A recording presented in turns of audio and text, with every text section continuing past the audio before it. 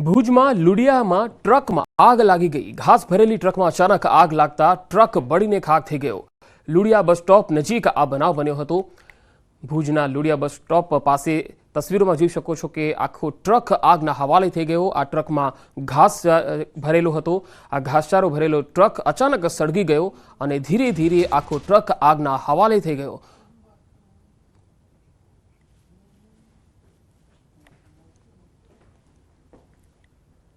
રાજ્યમાં સ્માર્ટ વીજ મીટરમાં રોષ હજુ પણ યથાવત છે। એવામાં સુરતમાં પણ સ્માર્ટ વીજ મીટરનો વિરોધ ચાલી રહ્યો છે।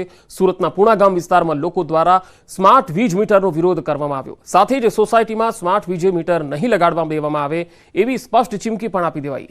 રનુંજા ધામ સોસાયટીમાં ગેટ બહાર સ્માર્ટ મીટર નહીં લગાડવા દેવાય તેવા બેનરો લગાવાયા, જેમાં લેખિત પરવાનગી વિના આ એરિયામાં સ્માર્ટ વીજ મીટર લગાડવા આવવું નહીં એવી ચીમકી બેનરમાં લખવામાં આવી છે। સ્માર્ટ વીજ મીટર સામાન્ય વર્ગના લોકોને મોંઘું પડતું હોવાના નિવેદન સાથે લોકોમાં તેનો ભારે વિરોધ છે। સ્માર્ટ મીટરનો વિરોધ મહિલા પણ મેદાને ઉતર્યા છે, શું કહેશો? સ્માર્ટ મીટર છે ને સર, પહેલા તમે એક કામ કરો, નેતાના ઘરે લગાવો। નેતા જેટલું બિલ ભરશે ને તો એને અહેસાસ થશે કે ગરીબ લોકોના ઘરે કેમ બિલ ભરાય છે। કેમ કે અમારે રોજનો પગાર જોઈએ ને તો અમારે બહુ જ માથે પડે, કેમ કે સ્માર્ટ મીટરમાં બિલ આટલું જ આવે છે અને સ્માર્ટ મીટર અમારે મુદ્દલ જોતા નથી। તમે એક કામ કરો, નેતાના ઘરે લગાવીને એને અહેસાસ કરાવો કે ગરીબ લોકો કેમ બિલ ભરે છે। અમારે પહેલાના મીટર છે ને એ પણ એમાં બહુ જ બિલ આવે છે, તો સ્માર્ટ મીટરમાં તો બહુ એનાથી પણ વધી જશે, એટલે અમારે સ્માર્ટ મીટર જોતા નથી। સ્માર્ટ મીટરનો વિરોધ શું કામ વિરોધ, કયું કારણ, શું કહેશો?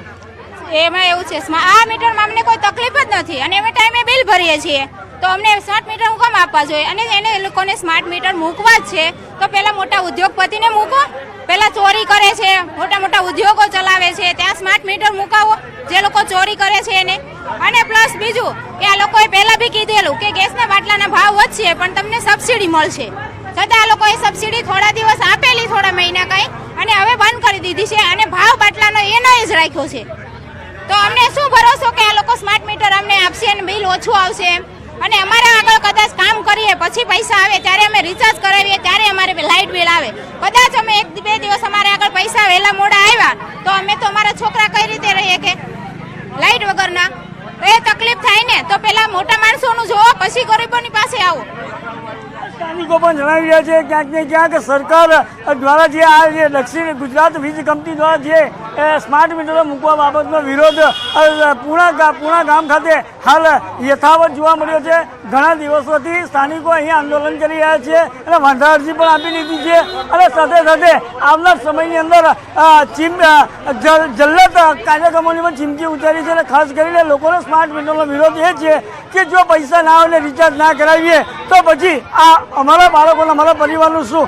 અને સ્થાનિકો જણાવી રહ્યા છે ખાસ કરીને કે પહેલાં નેતાઓને ત્યાં મીટર લગાવો, ચોર ચોરી કરે છે એને ત્યાં મીટર લગાવો, ત્યારબાદ તમે રહેણાંક વિસ્તાર મીટર લગાવવા આવો, એવી એક માંગ ઉઠવા પામી છે।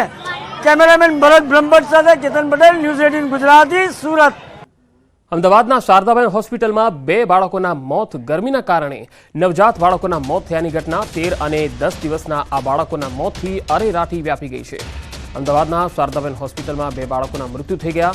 ગરમીના કારણે નવજાત બાળકોના મોત થયાની ઘટના સામે આવી છે। 13 અને 10 દિવસના આ બાળકો હતા જેમના મૃત્યુ થયા છે।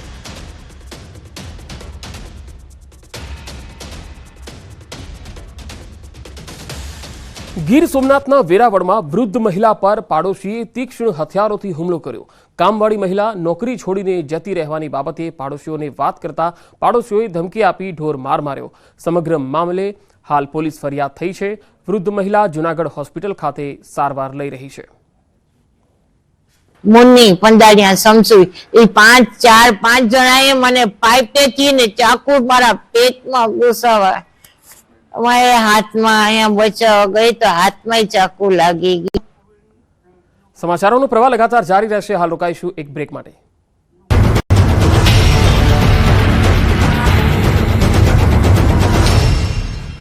નિર્ણય લેવામાં આવશે। ચોમાસા અંગે અંબાલાલ પટેલે આપ્યા સારા સમાચાર। 8 થી 14 જૂનમાં થશે ચોમાસાનો વરસાદ। મેના અંત અને જૂનના પ્રારંભમાં અરબ સાગરમાં જોવા મળશે હલચલ। 21મીથી વધશે આંધી વંટોળનું પ્રમાણ 4 જૂન સુધીમાં દક્ષિણ ગુજરાતમાં જામશે વરસાદી માહોલ તેજ પવન અને ગાજવીજ સાથે વરસાદ થવાની અંબાલાલ પટેલે કરી આગાહી હવામાન નિષ્ણાંત પરેશ ગોસ્વામીએ ચોમાસાને લઈ આપ્યા સારા સમાચાર ગુજરાતમાં ચોમાસું જલ્દી આપશે દસ્તક હાલ ઉત્તર શ્રીલંકા પહોંચ્યું ચોમાસું ચોમાસાએ ફરી ગતિ પકડી ચોમાસું કેરળથી હવે માત્ર 100 કિલોમીટર દૂર બંગાળની ખાડીમાં ચોમાસાએ જોરદાર ગતિ પકડી બંગાળની ખાડીમાં લગભગ મધ્યમાં પહોંચ્યું ચોમાસું ગુજરાત નજીક અરબ સાગરમાં પણ લો પ્રેશર સક્રિય હાલ દેશના બંને બાજુ દરિયામાં ચક્રવાતની ભીતિ કેરળ નજીક લો પ્રેશર બનતા કેરળ અને કર્ણાટકમાં ભારે વરસાદની સંભાવના રેમલ વાવાઝોડાને લઈ મોટા સમાચાર 27 મે ભારત બાંગ્લાદેશ બોર્ડર નજીક ટકરાશે વાવાઝોડું 125ની ઝડપથી ફૂંકાઈ શકે છે પવન ડિપ્રેશનમાં ફેરવાયું વેલમાર્ક લો પ્રેશર નવરાત્રીમાં વરસાદ બની શકે છે વિલન બગાડી શકે છે ખેલૈયાઓની મજા જૂનાગઢમાં વર્ષા વિજ્ઞાન પરિસંવાદમાં આગાહીકારોએ મોટી કરી આગાહીકાર રમણીકભાઈ વામજા અને ભીમાભાઈ ઓડેદરાનો નવરાત્રી અંગે વર્તારો નવરાત્રીમાં ગરબા સમયે જ થઈ શકે છે ભારે વરસાદ આગાહીકાર રમણીકભાઈ વામજાએ કરી મોટી આગાહી 26મી સપ્ટેમ્બરથી હાથિયા નક્ષત્ર બેસશે ચિત્રા હાથિયા નક્ષત્રમાં પાછોતરો વરસાદ થશે વર્ષા ઋતુ પૂર્ણ થતા આસો સુદ આવી શકે જમ્મુ કાશ્મીરના રિયાસીમાં સર્જાયો વાવાઝોડા જેવો માહોલ ભારે પવન સાથે વરસાદ અને કરા પડ્યા રિયાસી શહેરમાં વાવાઝોડા જેવી સ્થિતિથી જનજીવન પ્રભાવિત થયું તમિલનાડુના થુથુગડીમાં દરિયામાં જોવા મળ્યો કરંટ થુથુગડી બંદર ઉપર સિગ્નલ લગાવવામાં આવ્યું માછીમારોને પણ પરત ફરવા અને માછીમારી ન કરવા સૂચન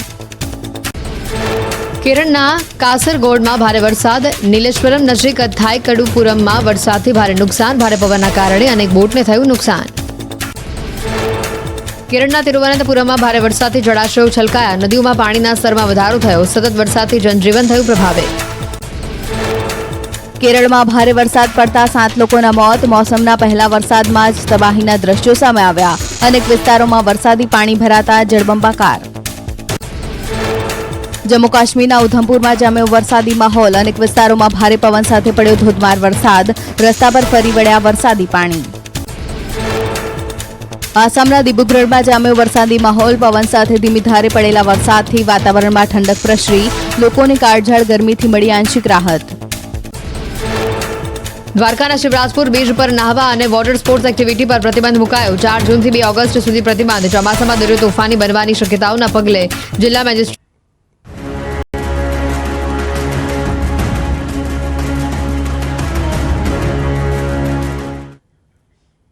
વેલકમ બેક જામનગરમાં ગરમીથી બચવા લોકો ઘોડાનો સહારો લઈ રહ્યા છે રાત પડતા જ ઘોડાવાળાને ત્યાં ભારે ભીડ જામી જાય છે જામનગરમાં આઈસ્ક્રીમ શેરડીનો રસ સોડા શોપ અને આઈસ ઘોડાની શોપ પર પડાપડી જોવા મળી બાળકો વૃદ્ધોનો યુવાનો ઘોડા શોપ પર જોવા મળી રહ્યા છે અને એ પણ મોટી સંખ્યામાં ખાસ આવી આકરી ગરમીથી બચવા લોકો ઠંડુ પીણું પીવાનું વધારે પસંદ કરે છે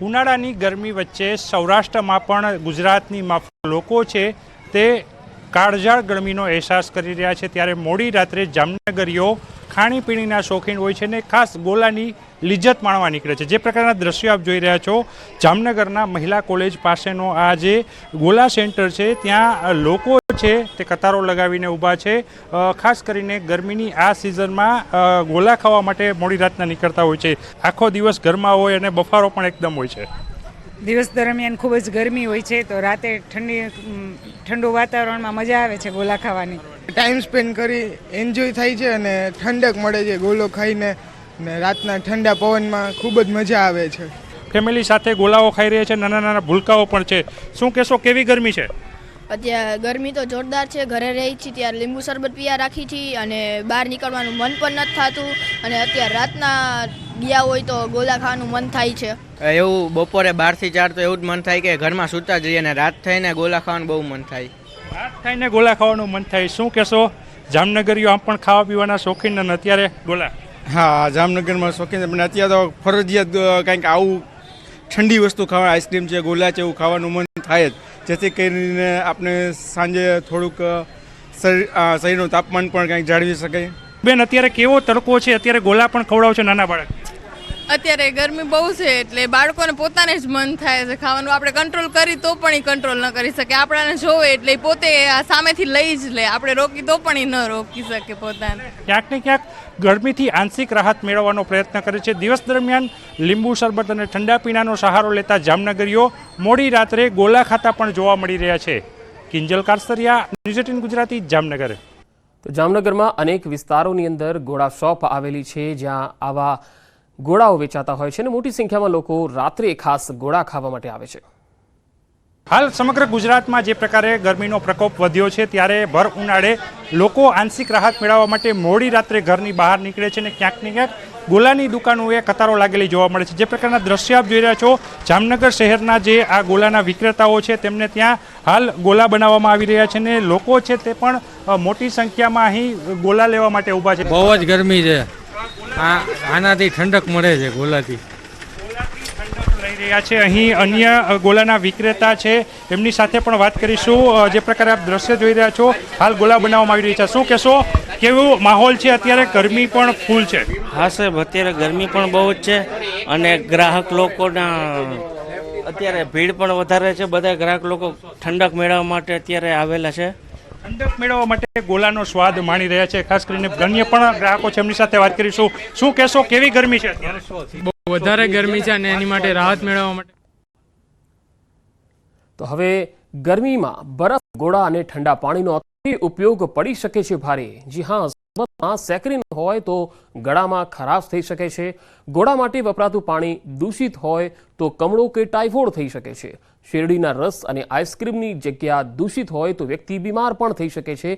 એટલે આ પ્રકારની વસ્તુઓ લેતી વખતે ખાસ ધ્યાન રાખજો કે એ હાઇજીન છે કે કેમ. કેવી રીતે ગોળો બનાવે છે અને આમાં સેક્રીન કે બીજા કોઈ કલરિંગ એજન્ટ્સ મિક્સ તો નહીં કરતો, એ તમારે ખ્યાલ રાખવો જોઈએ. એ હેન્ડને કેવી રીતે એમની હેન્ડ હાઇજીન છે બનાવવાની, એમનો ખ્યાલ રાખવો જોઈએ. સરાઉન્ડિંગ્સ કેવી છે આનો ખ્યાલ રાખવો જોઈએ. કેમ કે અમે પણ ક્લિનિકલી પ્રેક્ટિસમાં જોયું છે કે અત્યારે આ ગરમીના આઈસ્ક્રીમ એ દૂષિત બરફના ખાયા પછી પેશન્ટ્સને 1-2 દિવસ પછી ઝાડા, ઉલટી, વોમિટિંગ, કમળાના, ટાઇફોઇડના આવી રીતના સિમ્ટમ્સ જોવામાં મળે.